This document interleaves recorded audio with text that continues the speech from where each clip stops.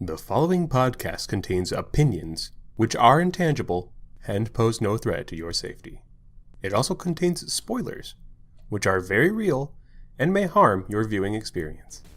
You've been warned.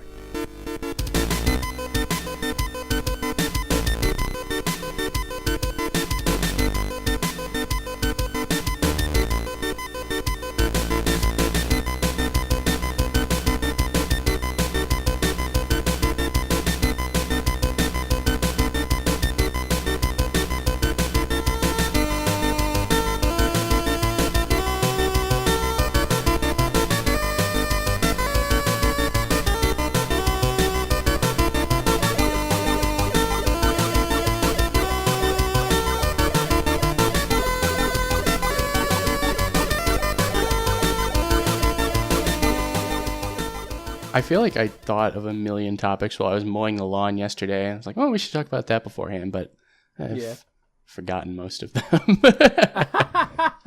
Well, I don't have anything relevant to talk about, but I did actually just go see, I went to go see The Incredibles 2.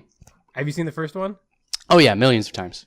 Yeah. The second one is absolutely fantastic, and I was super afraid about it. Well, how can you not be? I mean, there've been like so many, like it started in my mind with Anchorman 2, where they're like, we're going to take this movie that's basically unassailable. Like the closest you can imagine to a perfect movie. They took Anchorman, they made a sequel. It was fine, but your competition is Anchorman, right? Like you're never going to get a favorable comparison there. No, and my problem with Anchorman or Anchorman 2 anyway, it was a lot of the same.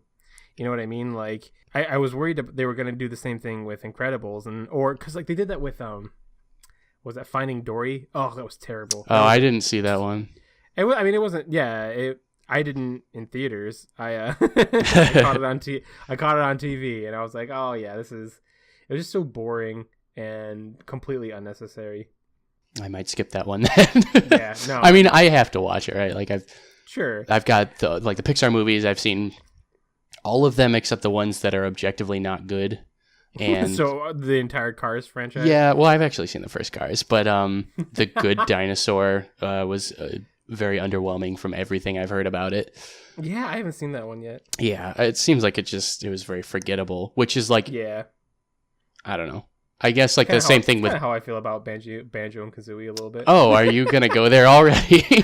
Already? I just want to take that jab because you just threw it out there. And I was okay, like, here's the thing: you can call it like not a good game based on this opinion and that opinion, but I don't think you can call it forgettable. Like if nothing else, the internet will not let that happen in this day and age. You're right, but I don't know. There's something that's just so bland about it. I don't know, which is weird because like we were talking about it before, where because we were trying to play Donkey Kong 64, right? And you're telling me about how like that was just one that just never really got into your lap, and probably for the better because it just sort of faded into history. I've been playing a lot of it, and it's so much better than Banjo-Kazooie. It's just like it's so much more polished. Allegedly, so much. No, okay. Legit. It is. I have to disagree. I mean, I totally accept your reasons for thinking that, but I swing the pendulum to the exact opposite side. And it's just me. I'm not trying to pick a fight. How long ago was it when you played it? Less than a year. I had this Donkey Kong 60. Well, that's right. You played it. I emulated it in a non-proper means. Yeah. We might want to bleep the word emulated. Holy. Can we make that a thing? Can we just bleep emulated every time we say it on our podcast? That might be a thing. No, so like I had this Donkey Kong 64 shaped hole in my heart. And I was like, see, that's the thing.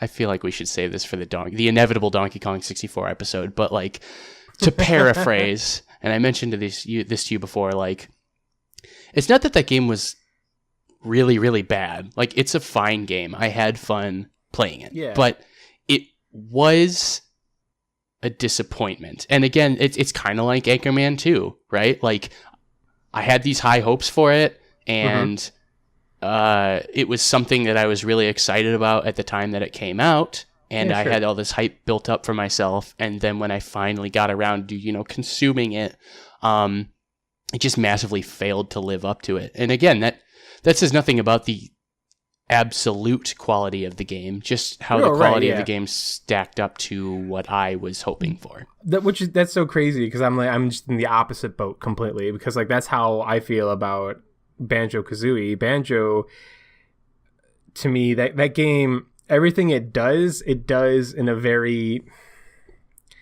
I almost want to say like childlike manner, right? And I get it. Like that was sort of their first. I think that was their first romp. I believe their first flop. No, their first romp. Oh, romp. Yeah, because I believe Banjo-Kazooie came out before Donkey Kong 64. I actually don't know. Oh no, it did. It totally did. Yeah. So like, and like, I feel like you can totally tell, because Donkey Kong 64 has this polish where it's like, these are the things we played with, we've experienced, now we know how to make them better and smoother. And even Banjo-Tooie. And this is how we add 100,000 collectibles instead of just 10,000. Right. Well, believe me, it's not a perfect game. It definitely has its issues, but to me, like, when comparing the two, I don't know what it is, man. Like, because even like the music, right? Like, people love the music of Banjo-Kazooie, and it's nothing about it is really, except for of course Gruntilda's lair.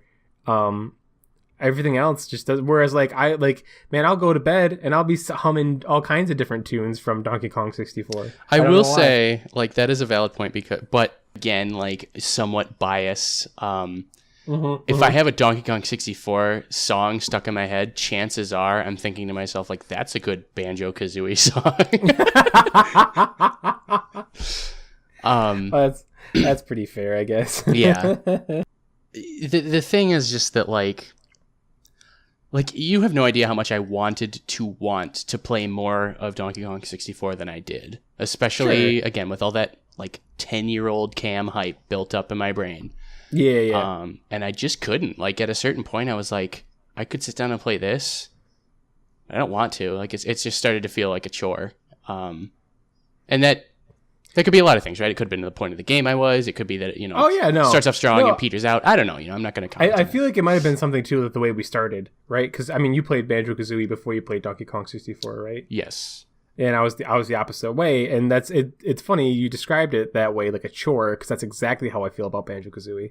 I feel like, why would I be playing this when I can be playing the better version of it at any point in time? I will say, like, Click Clock Wood, while a great level, I love Click Clock Wood. It definitely does drag on. Like, yeah, it's you kind of get the sunk cost fallacy on that one. I've gone through 3 seasons, and the last one, I don't remember if the last one was like the worst among them, but falling down a tree 20 times is more acceptable than falling down a tree 25 times or whatever. Yeah, I mean, like both games have definitely their flaws, right? But this ain't no review podcast, son. No, this is bits, chips, and flip scripts. It certainly We don't do is. reviews. We talk about the butterfly effect in gaming. We do, yes. Yes. So hello, everyone. I'm Bam. I'm Cam. And today we're going to be talking about just a little known game. Maybe you heard of it. Banjo-Kazooie. You could think of it as an indie darling. An indie darling. A cult classic. Yeah, but, we, as said, we were going to do this on Donkey Kong 64, and Fate had other plans for us, so... Yeah, Fate, or a.k.a. Young Bam, who would blow into his cartridges to try to get them to work, which over many years turned into rust that I have now learned I can clean out. So I got the game working now, but when we were supposed to play it, it didn't help us too much. Didn't do much at all. Yeah, but we wanted to stay on brand, I guess, stay on theme. We played another rare N64 game, a much better one. Let's be honest with ourselves. Listen, this game is quote-unquote beloved classic, but I am using those quotes as hard as a person can quote, because... Beloved by many, but not by you. But not by me, because this game is about as mediocre as white bread. Okay, can I just ask, like, is there any possibility this is like a Seinfeld is unfunny situation where it just sort of set the goalposts where they were for years and years and years, and therefore has become rote sort of by side effect? No. I definitely think it's a lot of things. I feel like mostly it's the humor aspect that they try to do. I feel like I don't care about the character designs are nice, but then like you're just like, oh yeah, here I am, this freaking bear gonna fight this giant carrot with eyes. Like nothing. There's no polish. Nothing connects. It's all a bunch of gobbledygook thrown together because cartoons are cool, right? So like to me, it just there's a disconnect there that makes me just look at this game like it's nothing special. And like the characters are great. I love Banjo. I love Kazooie. I love Gruntilda. But like you like Mumbo too. Mumbo is great too. Yeah, no, you're right. See, like there's Mumbo is great. Yeah, they have great characters, but I feel like they're just not utilized very well. And of course, then Banjo-Tooie though, I love that game. Like if I had that cartridge, man. I would play that way more. I really would. You're gonna be the villain of this episode. Hey, listen, that's all right. Go ahead. Throw that hatred. I don't know why people wait. Is that not a thing? Do people not agree that Banjo-Tooie is better? People do not like Banjo-Tooie. Banjo-Tooie is so much better. It is. Hold on. Whoa. No. I will raise that flag right now. You boys can come at me. This is gonna be such a fun episode. But so I will say, yeah. I did have one comment on your big point, and I think the thing about this game is that people love it very much in spite of its humor. Yeah. I don't think the humor plays into it. I think it's like the humor is passable at its very, very best, but the rest of the game is so good subjectively. So good. What do you mean that so good? You're willing to overlook that the humor is not. Hey kids, your second level you play in is a water level, and also you can't function at all because our water mechanics suck. Oh yeah, good game, 10 out of 10. That's the third level. But what are you talking about? It's Mumbo's Mountain, and then it's Clanker's Cavern. No, it's Momo's Mountain, then it's Treasure Trove Cove. And which is also a water level, so my point still stands. There's water in it. There is a lot of swimming. You hate this and game a shark, so much. And a shark. You hate this game so much, let's change it. Oh, look at that dovetailing. Yes. You sweetie pie. Okay, so this is the second episode. We'll go ahead and explain it real quick. This is the podcast where we take a look at elements of gameplay and narrative in video games. We change up a thing or two and then speculate how it would affect the rest of the game. Basically, it's the butterfly effect in gaming.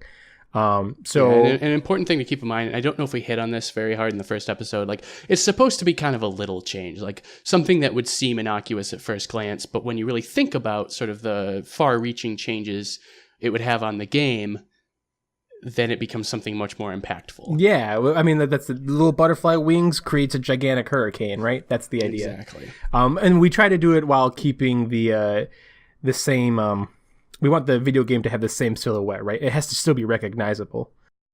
Yeah, I mean, we're only changing things that directly relate or directly have an origin in the initial change that we're making. Exactly. Not like, oh, well, because this changes, like naturally we can also say that we're just going to change this and this. No, it's these things change because of the other change. Exactly. So without further ado. Yeah, now that the boring part of the podcast is over. Cam, what change are we making to Banjo-Kazooie? So in the original version of the game, the whole plot is driven by the fact that the main villain, Gruntilda, is a nasty, evil witch who is, she's beautiful on the inside, but on the outside, quite the opposite. I don't know about that. She wants to steal the fairest in the land. Well, I guess that's true. She's a kidnapper. She wants to steal the fairest in the land, who happens to be Banjo's younger sister, Tootie. She steals her with the intent of putting her in her sort of beauty siphon and becoming a beautiful, delicate flower at the expense of Tootie becoming not that. They make her hot too, man. They fucking... Well, I mean, within the range of what polygons could express at the time. Did anyone else think of Ocarina of Time Great Fairies? Just...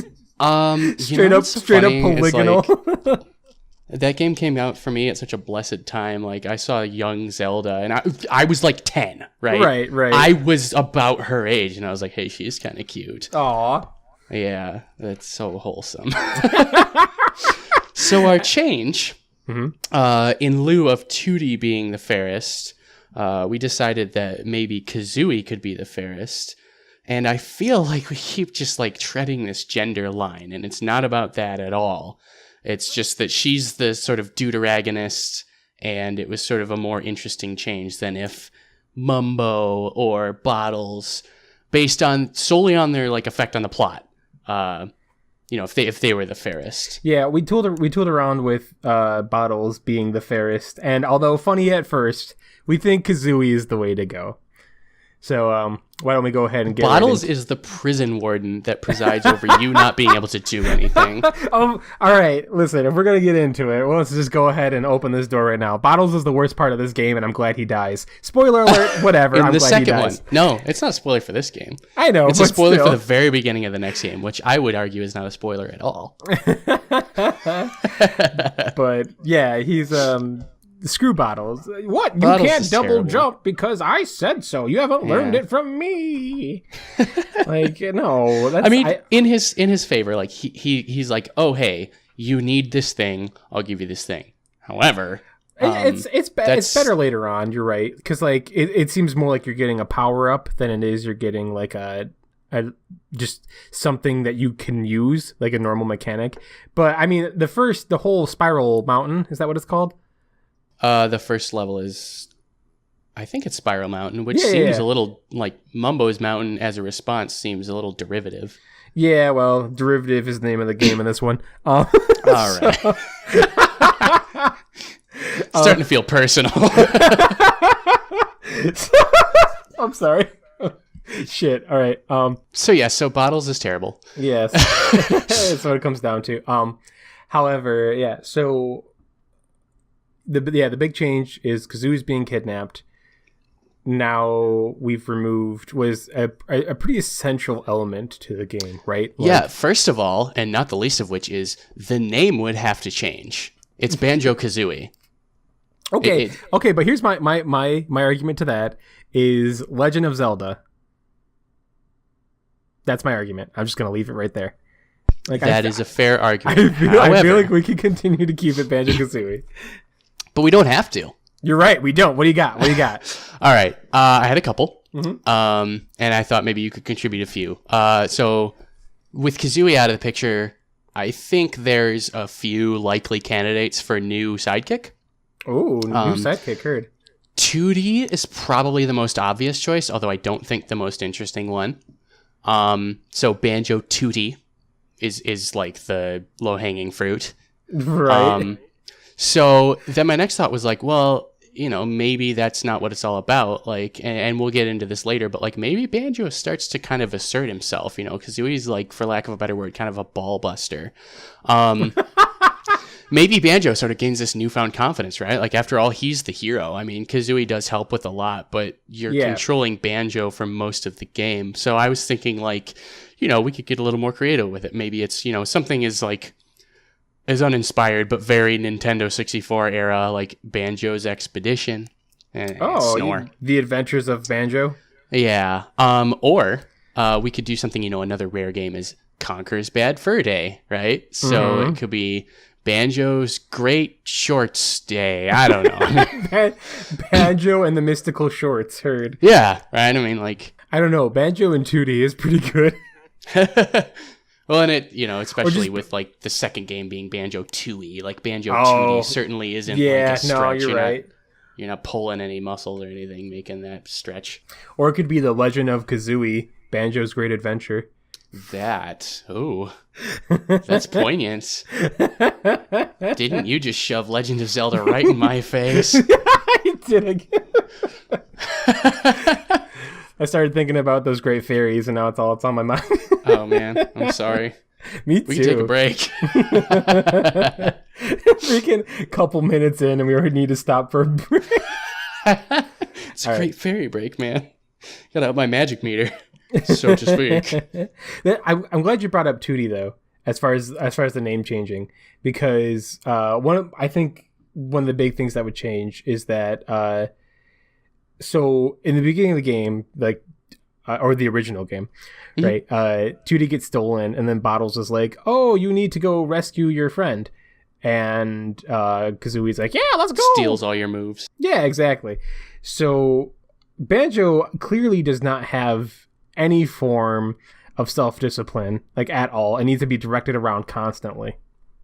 Ooh, yeah, I guess that's because pretty much apparent all around him. So I feel like Kazooie would be stolen, and then like Banjo would be like, oh well, that's just the way it is. Oh yeah.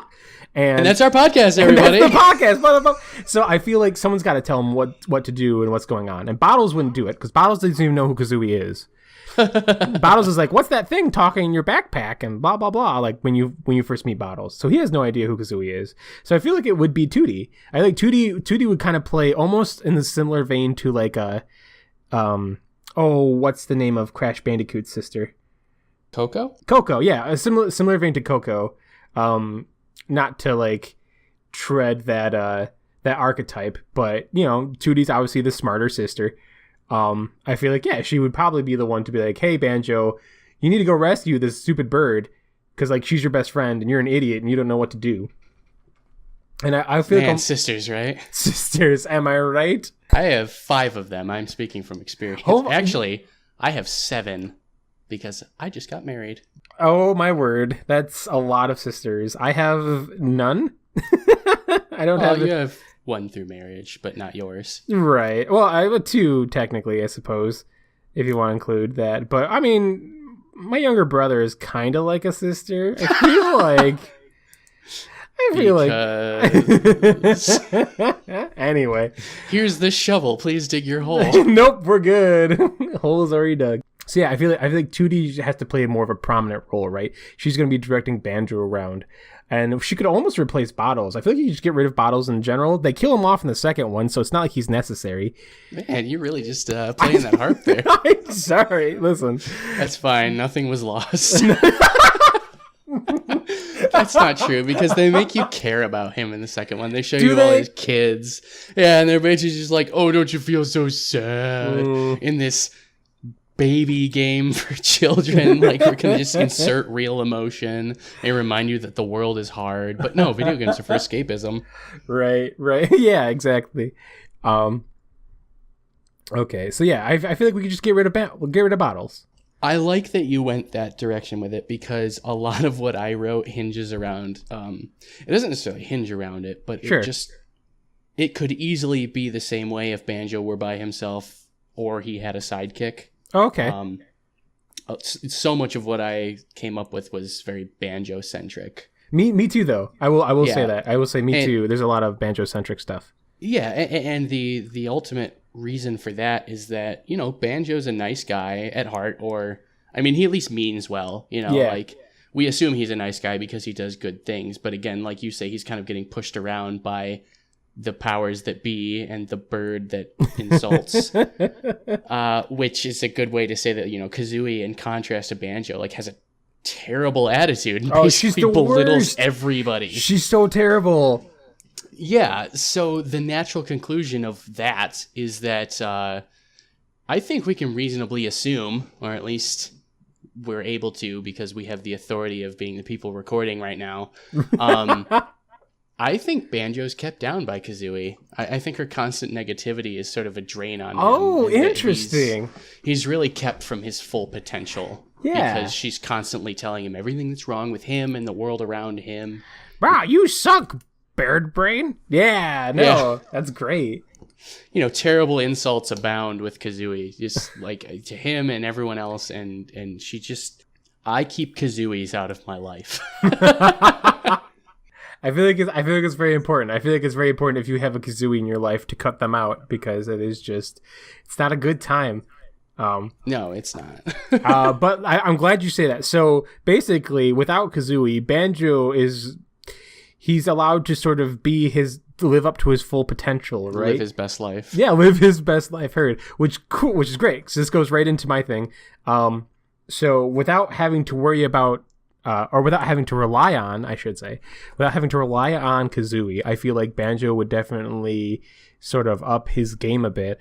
And the greatest thing that will come from that is that he will finally get a punch that works. Yes, indeed. That is also a point I had. Yep, he will finally have a functional hit button that is not just him using Kazooie to do something else. Like, yeah, and that's actually, when you really sit there and think about it, that could be a very, very impactful change. So it is funny because, like, you know, it's an action platformer in the vein of Super Mario, and, you know, it was the new days of the Nintendo 64, and people were sort of learning how to write the language of 3D platformers. Absolutely. And so combat didn't really feature in that at all. Nope. I mean, it was such an afterthought. I think that Banjo definitely gets more moves, and I think that it's more so than Kazooie keeping him down. But I think without Kazooie sort of being the monkey on his back, like, I think Banjo hits the gym. You know, I think he realizes what's wrong with his life, and he finally decides to do something better for himself. Oh man, Banjo gets swole. This is the Banjo series I always wanted. So, you know, my first thought was maybe it's like, and again, it's hard with like a 3D platformer to do something like this, but like maybe he gets sort of like a stripped down fighting game sort of combat system. Okay, interesting.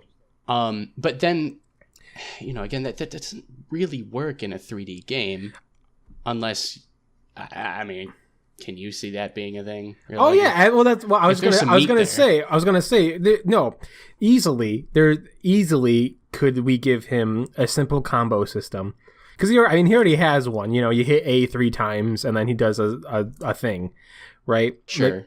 You just have apply that to his attacks instead of his movement. Yep, exactly. Give him longer range. Give him a very easy to define hitbox.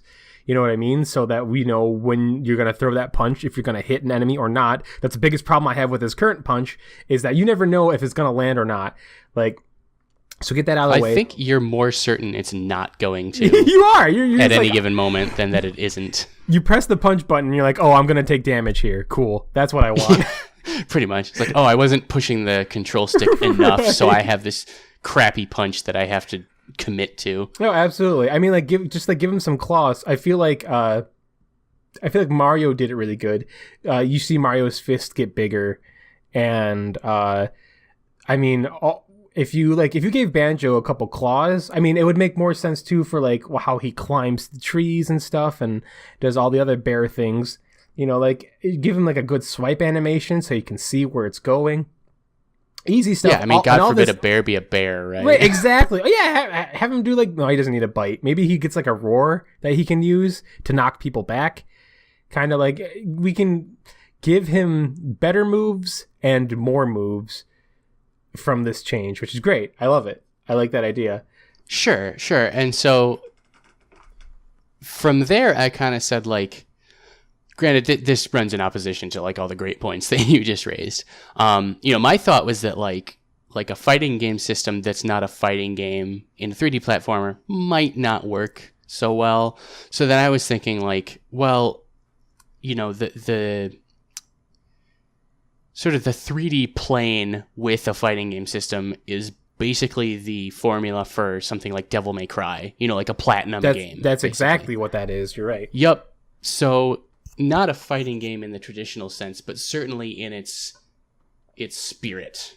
It has the soul of a fighting game in the combat. That probably changes the game a lot. Like, yeah, it seems quite a bit. It makes it more so that because in this game right now, your main obstacle is the fact that you can't move properly. That's the enemy. The enemies are going to hit you because you're going to swing and miss.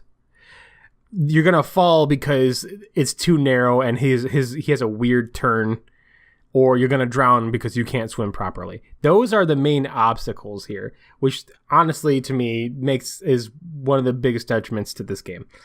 So like adding in more enemies that prove to be that they can't steal the show, right?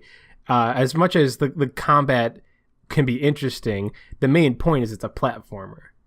So environmental hazards have to be key, but I feel like adding more variety and more interesting enemies as opposed to a shark that just like sort of comes up and disappears. Yeah, or you can't swim. Here's something that can swim. Right, or like the occasional snowman who throws weird snowballs at you that you don't even see coming. Like, yeah, I mean, you can get rid of that kind of stuff. Like, or like add more dynamic enemies, I guess is the word. Sure, absolutely. And even more dynamic obstacles. Like, there could be sort of environmental, not hazards so much as just like obstructions that maybe you have to really master the aforementioned combo system to get rid of. Right. Like you have to pull off a combo that does X amount of damage in Y amount of time, which would certainly be more interesting than like, oh, you missed this jump because either A, you couldn't judge the distance correctly because it's a 3D platformer. Right. Or B, everything's polygonal, so what's supposed to be a round surface is actually a hexagonal surface, and you can't actually stay on top of it correctly. Nope, yeah, I'm absolutely. looking at you, Rusty Bucket Bay. Rusty Bucket Bay is the worst. It is the worst. It's not only the worst in this game, it might be the worst on the system. I feel perfectly okay saying that and comparing it to every other level that's ever been put in any game, with the exception of the one in Space Station Silicon Valley that you can't actually beat because of memory corruption or whatever it is. That is a Holy crap, deep cut. That is a deep cut. Space Station Silicon Valley. I cannot believe you just brought that game up in this household. How dare you? I always remember what did I always have trouble with? It's like in the first level. It's when you take over like a mouse with wheels or something like that, and like you just try. Like you can't go in the water or something. Yeah, like that, there's something. Like there's water everywhere. Something stupid. But anyway, we're gonna bury that game where it belongs, deep underground, and never refer to that again. In the middle of New Mexico. But so yeah, so we're changing the combat now, right? So now you have combos and things, which is cool because like you can easily break a game by adding something like that, right? Because now it's like Banjo's a little overpowered, right? So, but I mean, the way you want to sort of, I don't want to use the term nerf, but you want to balance that out, right? Is by you have some kind of meter, right? Some kind of gauge that runs out. Or of something, so which only would add to this game too, because this game is all about collecting things, no matter what. Originally, the game's all about collecting eggs, collecting jiggies, collecting whatever, all kinds of stuff to collect. So Jinjos, living things. You collect living things. It's not a big deal. Yeah, it's only weird if we make it weird. But so I mean, that would only add or better yet, you could use some of the existing collectibles to sort of add to that, right? I mean, Mumbo tokens kind of write the narrative themselves. Right. Which actually, I'm glad you brought that up because that's my next thing.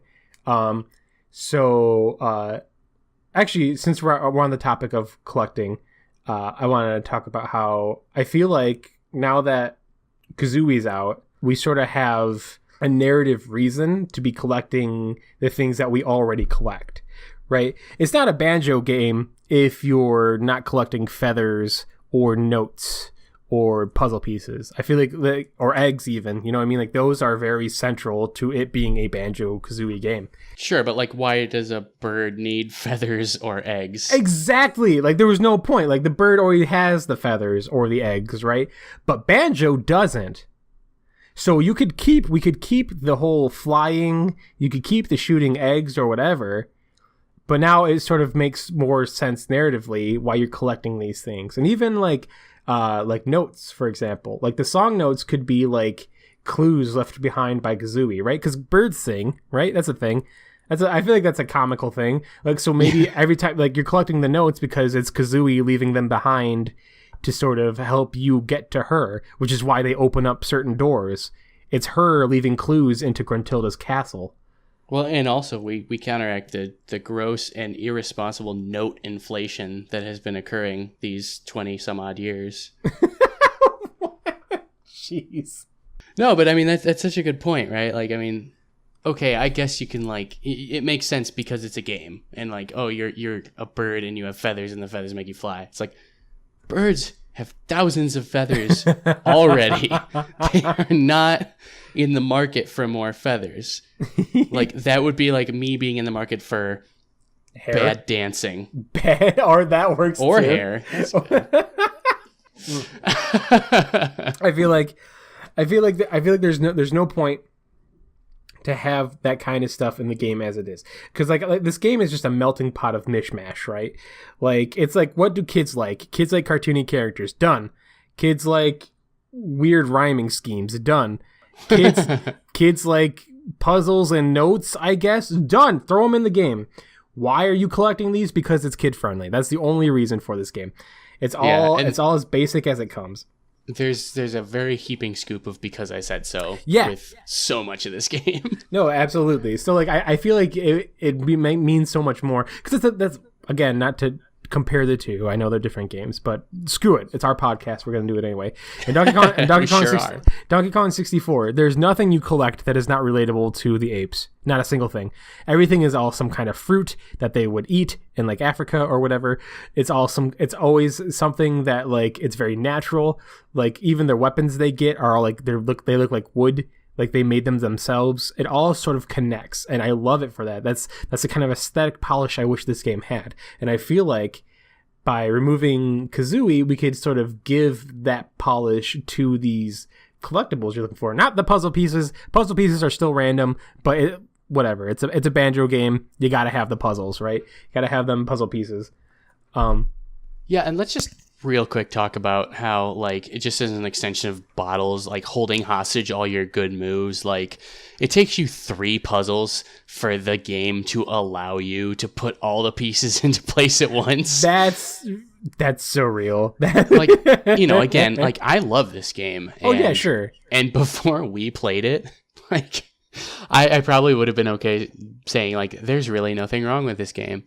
But there are small things wrong with this game. Thank you so much for taking that shroud off my face. And one of them is just like, you know, there's something to be said for games that don't hold your hand. And this game, in a wide, like a macro sense, does not. Yeah. But for very weirdly specific things, does.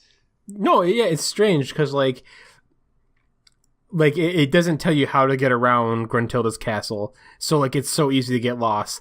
But at the same time, it's like I'm not gonna allow you to get to this one level because you didn't do this other thing in the previous level. Yeah, it tries to keep a linearity while also just sort of like kicking you into the water. It's really weird. Yeah, that is. Good thing we're not a game design podcast. No, right, exactly. So let me ask, like, how much of what you postulated centers around this new revamped combat system? Not much, honestly, because like I feel like the combat system is pretty good. I just think that for me it's more so about tackling the other mechanics of the game as opposed to sort of focusing on like just one. Right, like that punch is stupid and it needs to be redone. And having like an actual like fighting system would be great.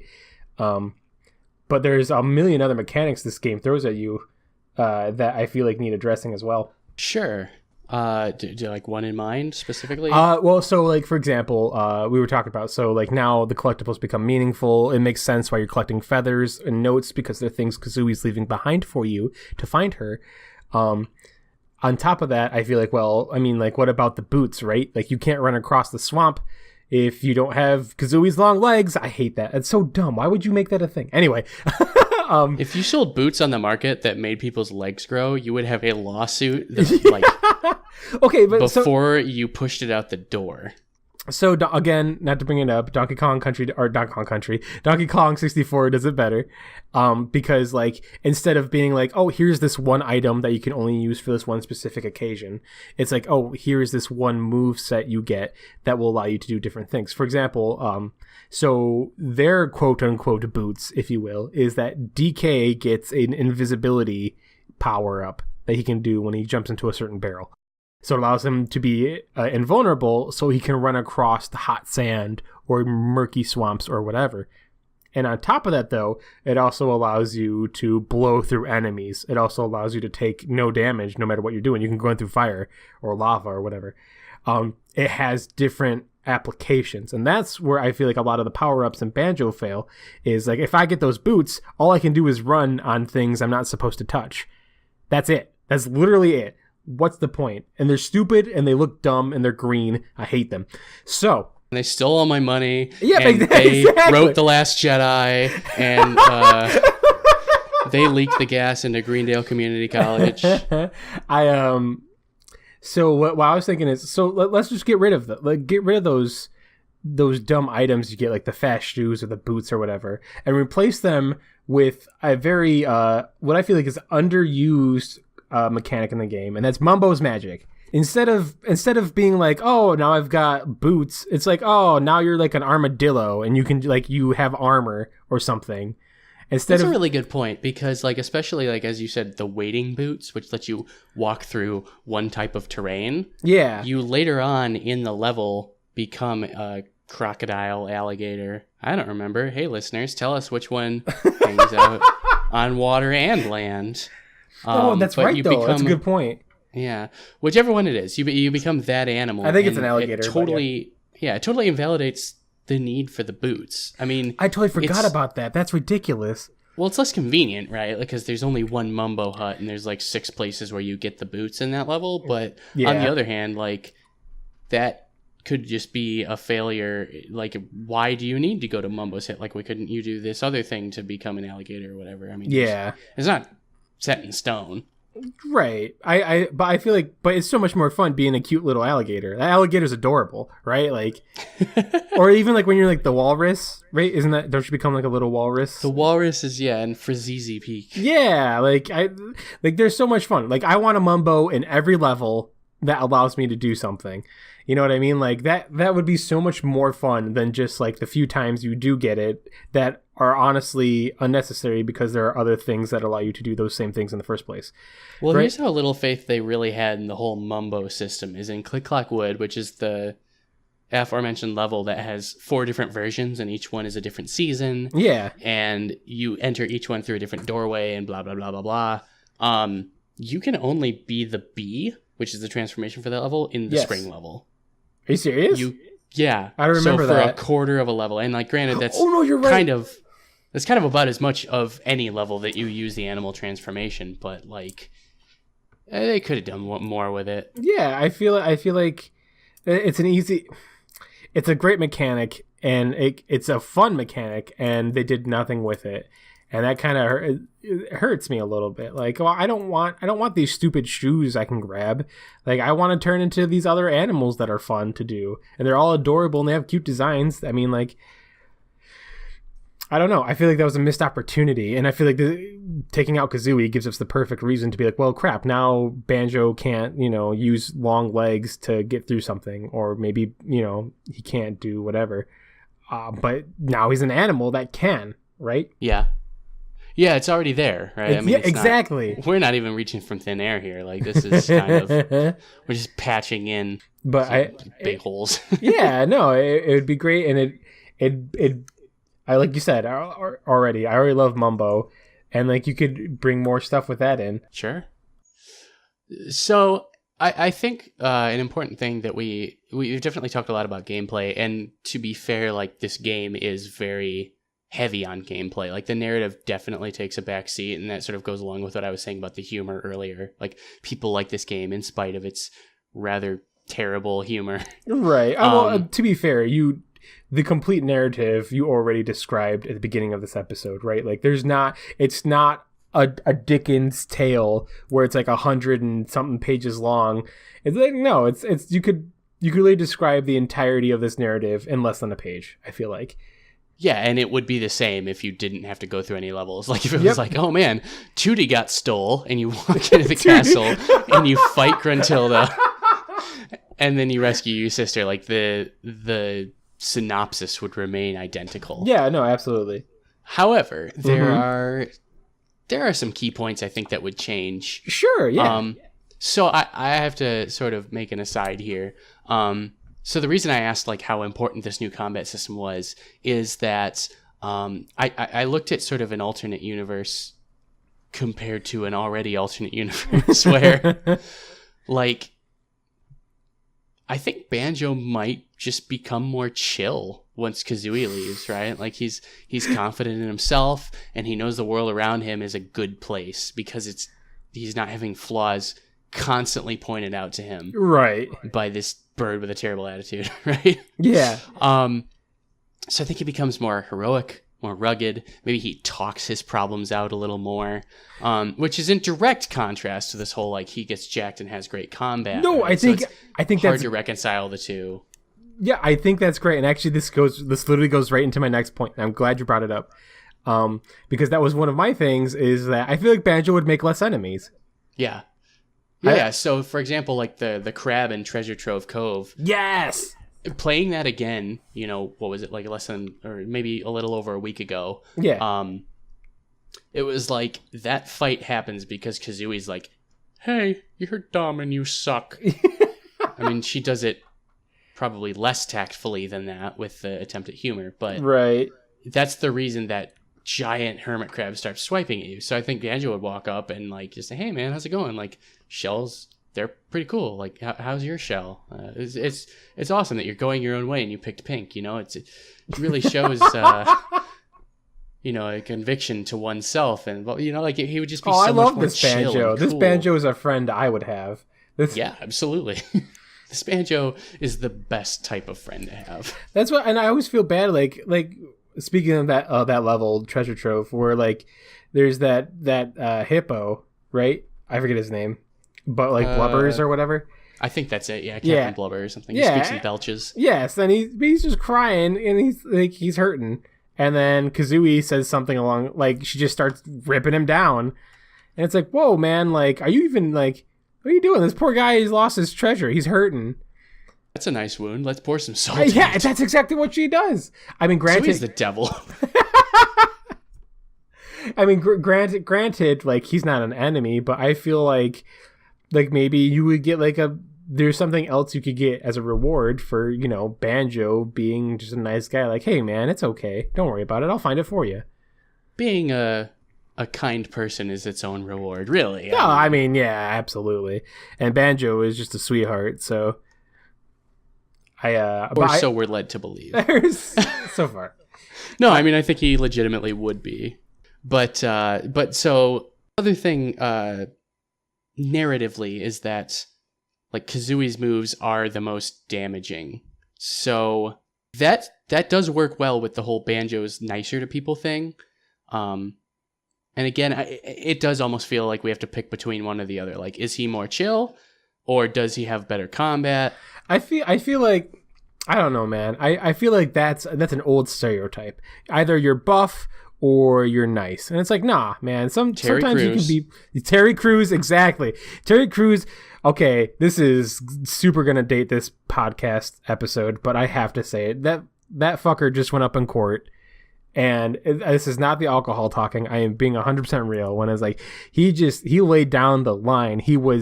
The way he talked was so very charismatic and informative, and like it was obvious he knew what he was doing.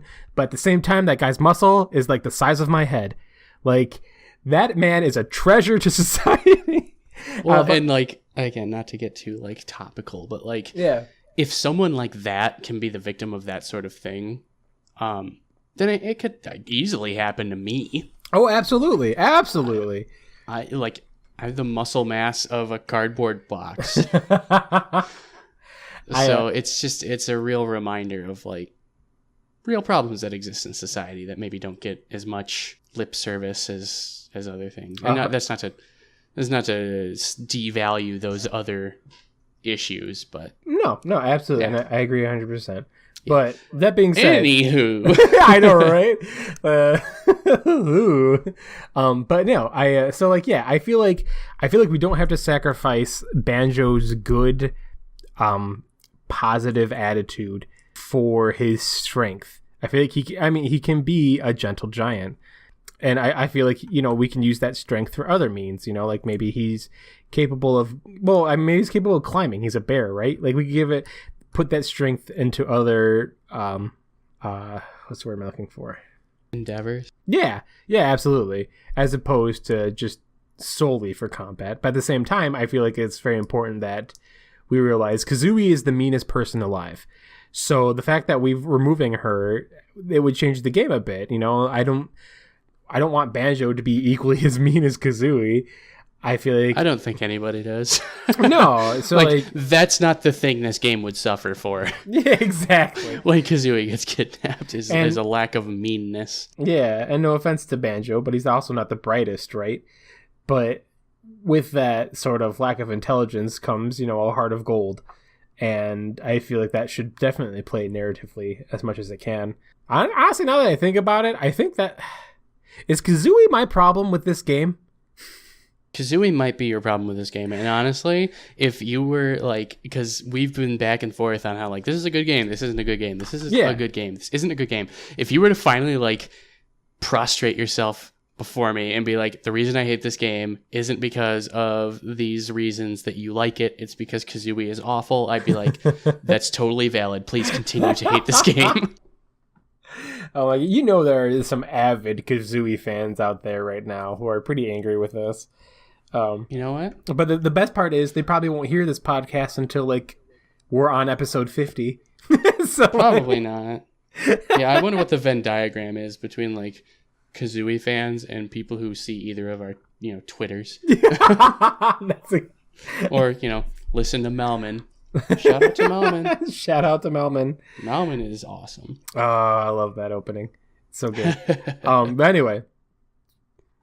So another thing, yes. and this is such a minor thing. One more thing. Well, and because the narrative is so light in this game, I really had to kind of like dig deep. But sure. I'm going to take you on a journey, and you're just going to need to bear with me here. All right, everybody. Strap in your seatbelts, because we're going for a ride. So, I had to look up bears on Wikipedia. That is just not where I expected this to go.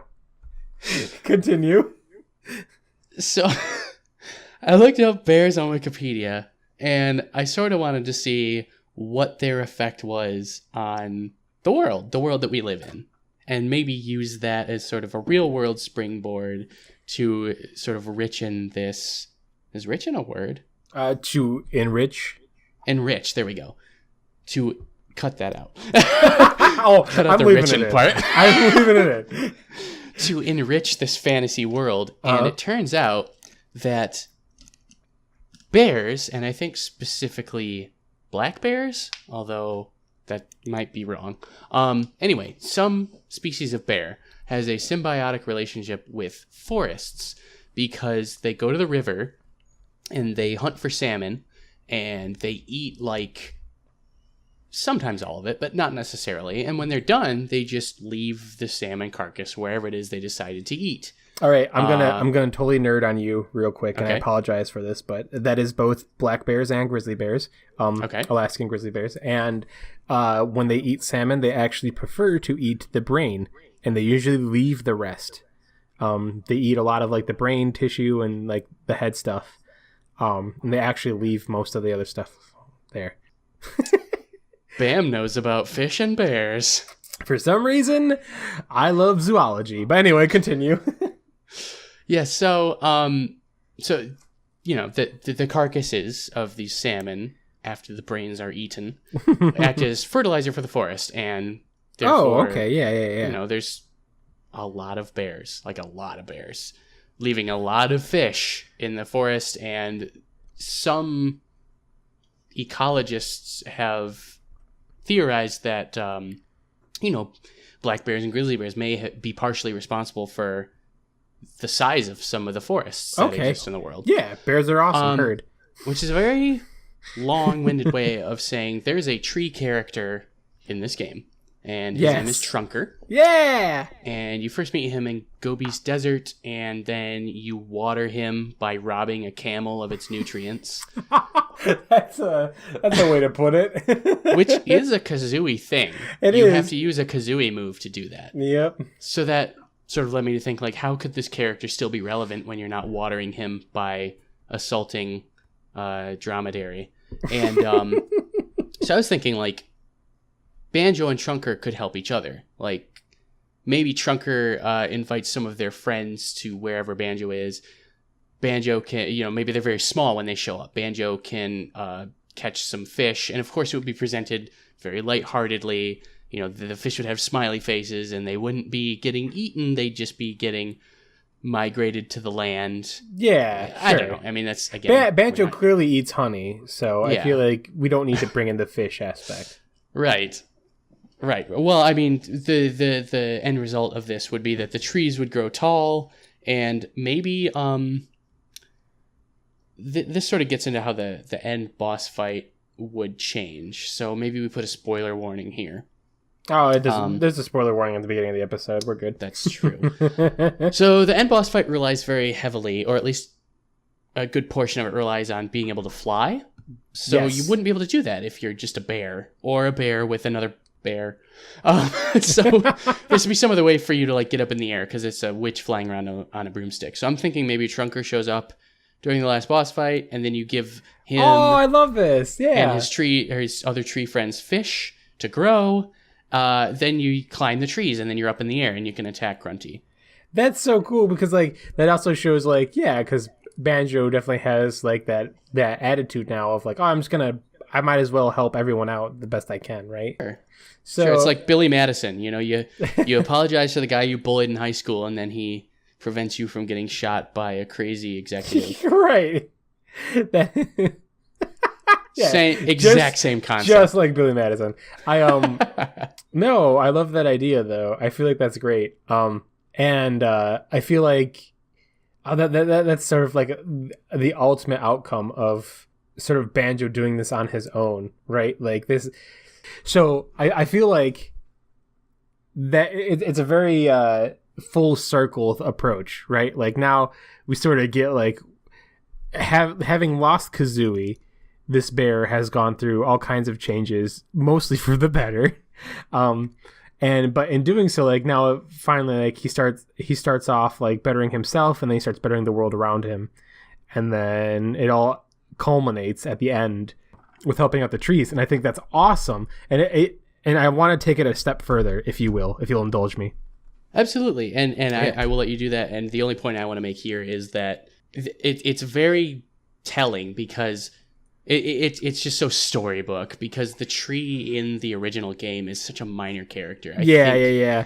You only see them one time, and they only help you get like one Jiggy or something. So for such a small, seemingly insignificant character to show up at the end and sort of bring the whole house down is just so sugary sweet. It's very saccharine. Like Banjo being a better person. Saccharine. And, like, here are the virtues of like being a chill, cool guy. But to top that off, though, to get even more saccharine, I was thinking that at the end, maybe Grunty learns a lesson. Because that would be nice, because the alternative was like her falling off her tower, her dying, her becoming like a restless undead in the second game. Yeah, and she gets trapped in the mountain, right? And like, well, no, she gets trapped under a boulder, and then the second game, her sisters show up and like necromance her back to life, and it's right. That whole thing is very unsettling. But maybe between seeing what Banjo has become and after dealing with the bitch that is Kazooie, like maybe Grunty like learns not to trust in the opinions of others to denote her own self-worth. Holy crap! Like she looked like no. Yeah, you've set something off here, because Tootie in the original game is the fairest in the land, and clearly is like a very pure character. Yes, she's very kind. She is honestly the fairest. Positive. Yeah. If Kazooie was the fairest, and we would have to infer that because Kazooie is terrible from a personality standpoint, that fairest would have to refer to her presumed attractiveness physically. Sure. For her to be the fairest and then get captured by Gruntilda, and then Gruntilda find out like, oh man, she sucks. Well, that's the thing, right? Because who is she asking? Maybe it's not the mirror, right? It's not a mirror. It's a pot, right? Isn't it? Yeah, it's Dingpot. Dingpot, yeah. So maybe like to Dingpot, Kazooie is the fairest, but then Grunty, after dealing with Kazooie, is like, oh yeah, like I don't want to be this. Like Dingpot, your view, like you're Dingpot is a superficial pig. Exactly. He's like that. Maybe that's your opinion, but like that's not how I should judge my own self-worth based on that. Like, and she learns to love herself as opposed to like finding self-worth through others. Oh man, that's just So wholesome. Isn't it cute? I love it. Yeah, no, it's good. There's no reason our hilarious podcast can't have some actual substance to it. Listen, we talked about Terry Crews earlier. Might as well. We did. That's very true. We've gone too far at this point. Let's just keep it going. We've gone past the horizon. I guess. Yeah, exactly. But that changes that changes everything, right? Because like now Banjo-Tooie is gonna be something else. You know what I mean? Or it doesn't exist, which I mean, man, would be so great. Listen, if this game existed that we just created, I would agree with you. But for the Banjo that we have now, Banjo-Tooie is my favorite. I'll take Banjo-Tooie over Banjo-Kazooie any day. I'll be honest. I didn't hate Banjo-Tooie. I thought it was perfectly fine. And I actually I put a very honest effort into finishing it, and I got sort of brick walled on the final boss fight. Oh, heard.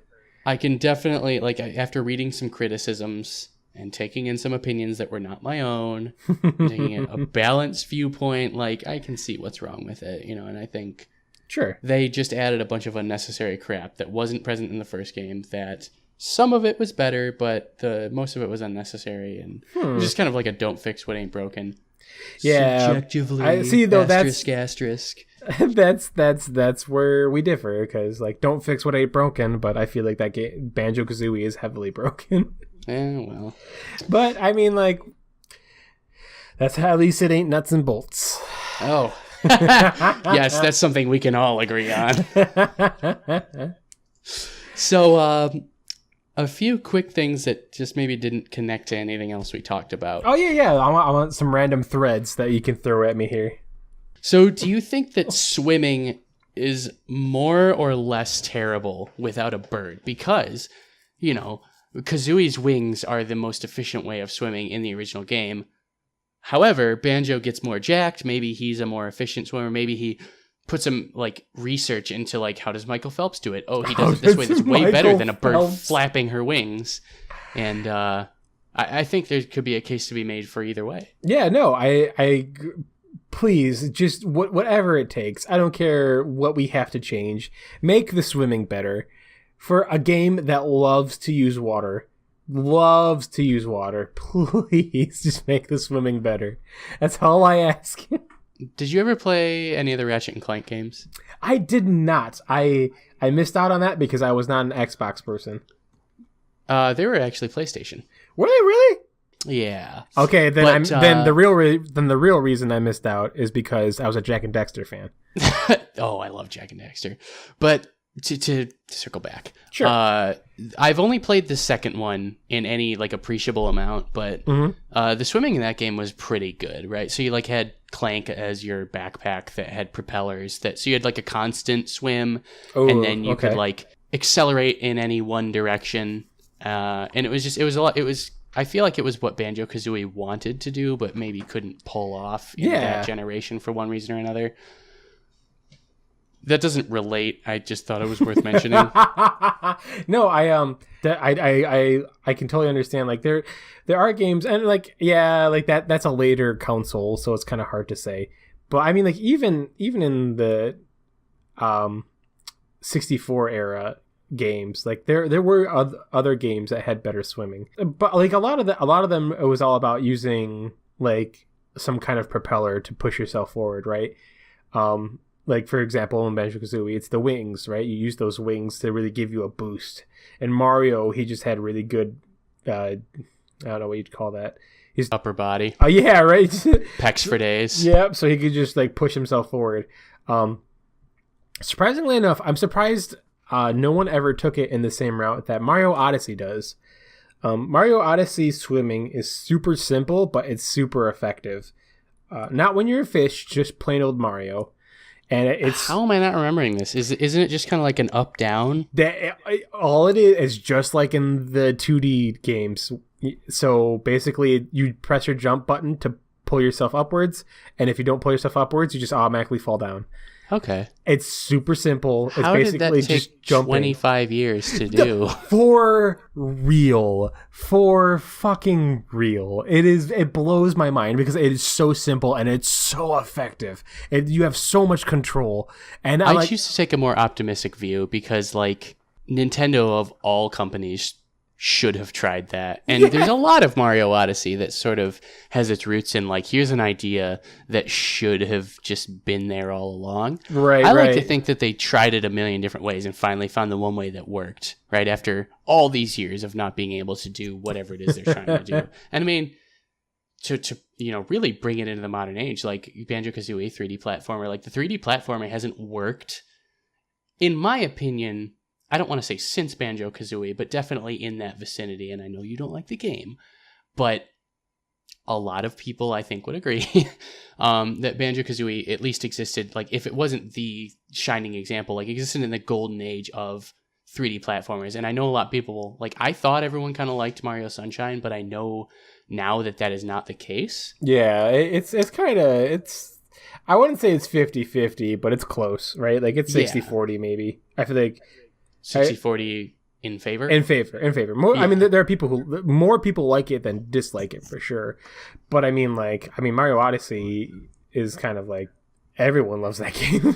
Yeah, exactly, which is great because it just didn't work for so long. I said, I liked Mario Sunshine, but I will, again, it's like Banjo-Tooie. You know, I can see its flaws. People complain about perfectly valid things to complain about. Oh yeah, I mean, but that's I feel like that's the good thing that comes with time, right? Like that's the best part about viewing things with time is that once you have more experience, you can look back and accurately say this doesn't work.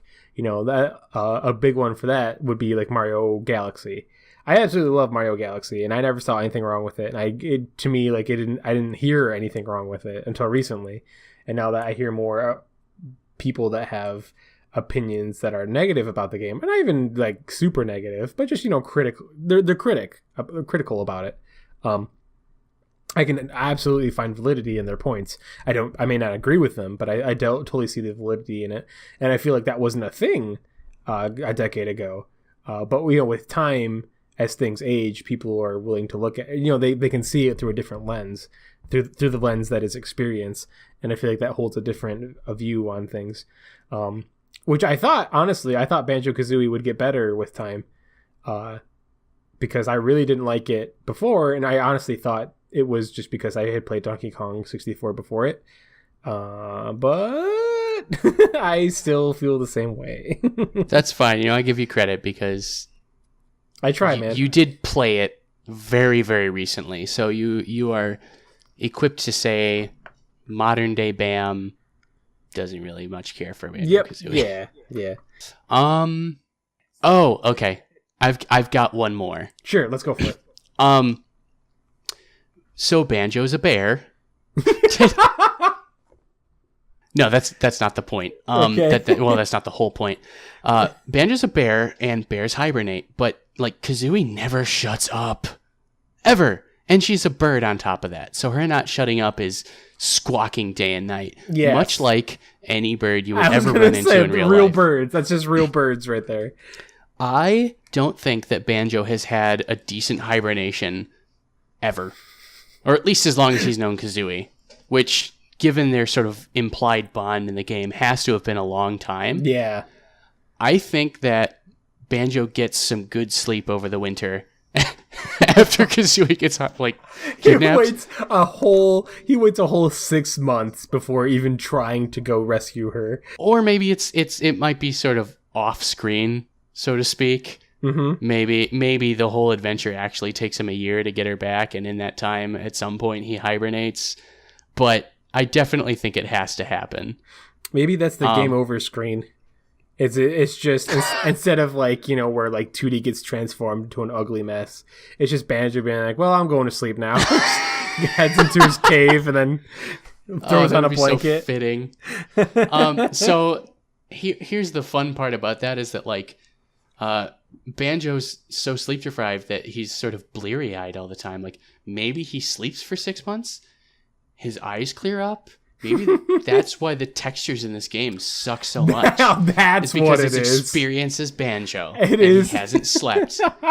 I think he sleeps for 6 months. The textures get better. Maybe this game gets moved to the GameCube or something. 4K. It gets 4K HD remake. Could be. Yeah, I mean, who knows? Banjo hasn't had a proper hibernation his entire adult life. That is pretty upsetting for any bear. Treat yourself. Treat yourself. Girl, you need it. You know you need that beauty sleep.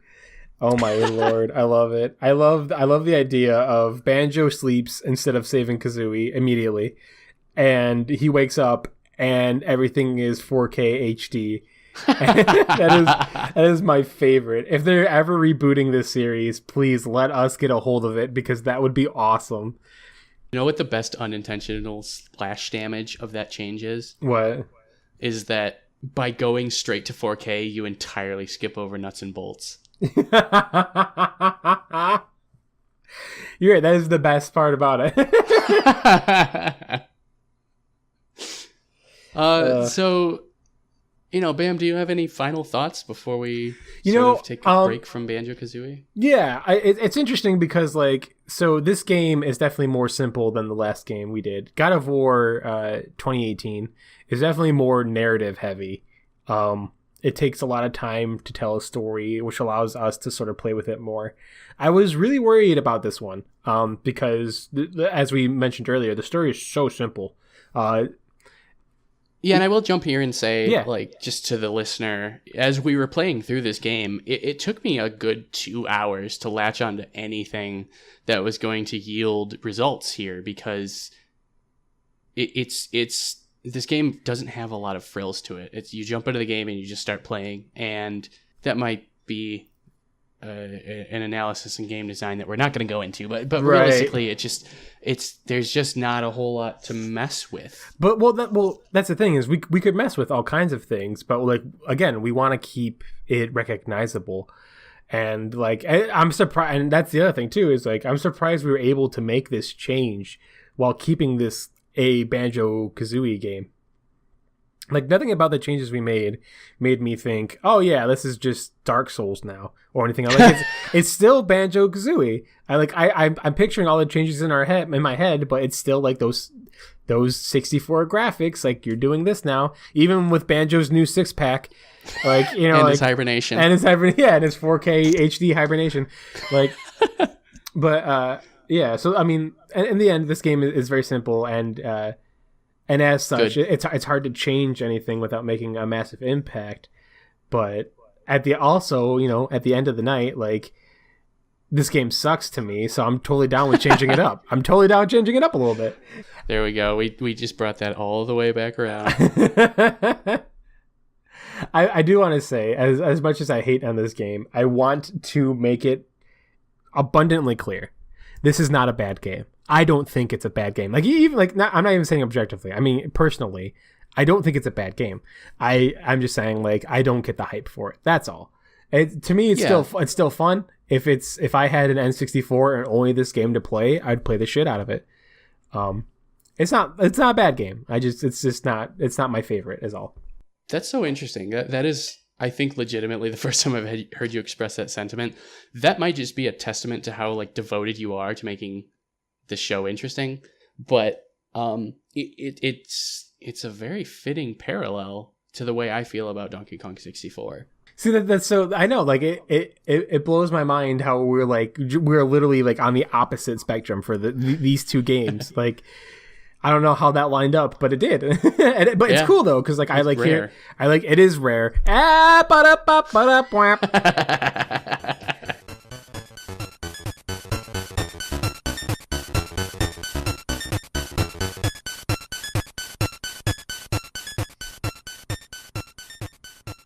All right, folks, I think it is time for our quick hits of the episode.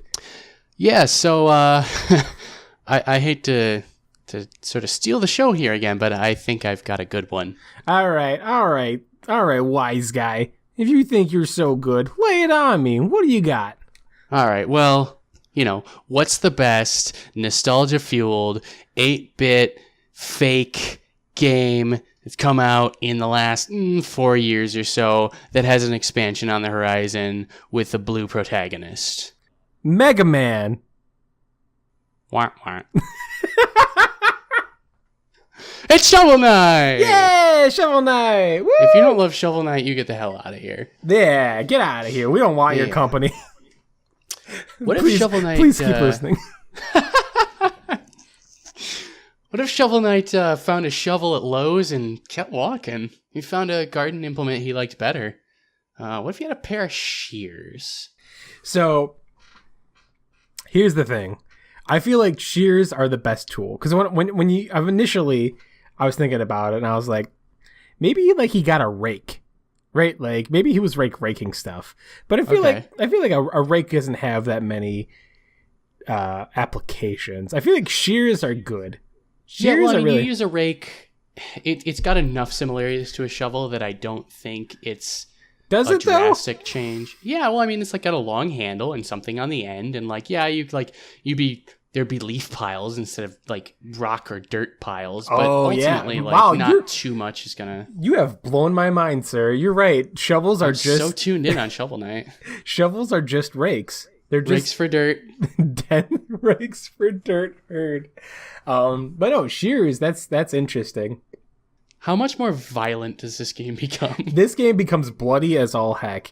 That is, you're going to be like, I mean, instead of just like, oh, I'm hopping on this little dragon friend, you are literally impaling its head. So like, I feel There's like no non-lethal use of shears, right? I mean, there just isn't. I mean, if we're using the pogo, right? I feel like he could still pogo. He would he would flip over the scissors so that you pogo on the handles instead of getting like stuck into the dirt. So like maybe there's be like an extra button press for that. But like he still has his pogo capabilities. But yeah, like he is literally like he's going to be cutting things in half. He's going to be snipping all kinds of stuff. Which would be interesting because usually it's like, oh, I'm gonna kill the skeleton and then I'm gonna shovel his head around. But what if like there was more applications to where like you had to do environmental things to stop those enemies, right? So instead of I'm gonna take this skeleton's head and shovel it around, what if I'm gonna cut these vines that these monkeys are climbing on so that they fall down? Stuff like that. Like, that would be fun. That is really fun to me. Well, and like, you can climb better, right? Like, it's you can stab your shears into the wall, and then, so maybe it's like a Sonic to, that's not really, but just for lack of a better example, like Sonic to Knuckles, right? Like, the difference is that Knuckles can climb. Like, maybe you enable Shovel Note, oh my god. Shovel Note? Maybe you enable Shovel Knight Shears mode, and all of a sudden you get to go on top of the stuff that you normally had to go under or through. Okay, I want to be real. How are we climbing with one pair of scissors? I'm picturing he's got a big pair of like shears that like you would cut like just a huge pair of shears, kind of like the guy at Clock Tower. You ever play that game? No. Okay, so the main enemy is Scissor Man, who is this guy with an enormous pair of scissors, or like shears. They're like super long, right? So like that's what I'm picturing, and I'm just picturing Shovel Knight jumping into a wall, well, Shear Knight jumping into a wall, stabbing it, and then just hanging there. Because like, what is he gonna do? Is he gonna pull it out and then stab again? I mean, I guess I don't think he is. Like, but I mean, you could use that though. Like, you could stab a wall. Like, maybe it would be for like, you could do like a triangle jump. You know, like instead of wall jumping, you could stab the wall, hang there, and then you could go to the wall behind you and stab on that. You know what I mean? I think we're just stepping so hard on Spectre Knight's territory at this point. Oh, a little bit, huh? Well, that's fine. Spectre Knight's lame anyway. Whoa. Actually, I love Spectre Knight. Don't even. Spectre Knight. He's not my favorite though. I love Plague Knight. Plague Knight has so much more personality. That's fair. Yeah. As a character, yes, but I think that when it comes to gameplay, I don't think you can beat Spectre Knight. All I'm saying though is like you would have to have some kind of power up where like he puts rockets on the end of his shears and he can like surfboard. Oh, surfboarding Shovel Spectre Knight. Spectre Knight. He doesn't- Spectre Knight surfboards when you get the rail mail. He surfs. He doesn't surf in Here's the midair lesson, though. folks. Not all ideas are worth exploring because it's already been done. It's already been done. Listen, I was thinking more in the line of like was it Treasure Knight? Is that his name? Trove Knight? The underwater one? Yeah. That's Treasure Knight. Yeah, I feel like The Iron Whale. Yeah, and the Iron Whale. I feel like I was thinking more in the lines of like his missiles. Do you know what I'm saying? As opposed to like Yes. riding rails. I feel like Okay. yeah. See, I'm different. I'm bringing a new look to it. But is there any reason you can't do that with a shovel? Yeah, I mean, like, listen, all right. I was gonna say shovels aren't long enough, but kind of. No, go ahead. Listen, I think okay. So instead of there's that guy that I got this. Give me a second. So like, you know how you go to the fancy store and you have to buy Yes. all those fancy hats? Maybe instead you're given haircuts. Okay. Yeah, that's about how I felt about it too. I wish I had something better to say, but No, I just okay. I just listen. Spectre Knight, I guess, is what it comes down to. Which is why the whole Shovel Knight game and all of those DLCs or whatever you want to call them, expansions. That's why they're all so fantastic, because they just it's basically a constant of what our show is. Let's change one thing and see how it evolves the whole game, and that's what they did. Yeah. So, hey folks, thanks for listening. This has been your host. I'm Cam. And I'm Bam. And remember, the smallest act can make for the biggest changes. See you guys. Thanks for coming. Thank you so much for listening to this episode. We hope you enjoyed it. If you have any suggestions, video games, or changes that we could make to them, go ahead and send those to bcandfs@gmail.com. Again, that is bcandfs@gmail.com. I want to give a special thanks to Malman for the use of his song Flowers. It's a very rad song. You can find even cooler music at his site malmen.bandcamp.com. And again, that's malmen.bandcamp.com.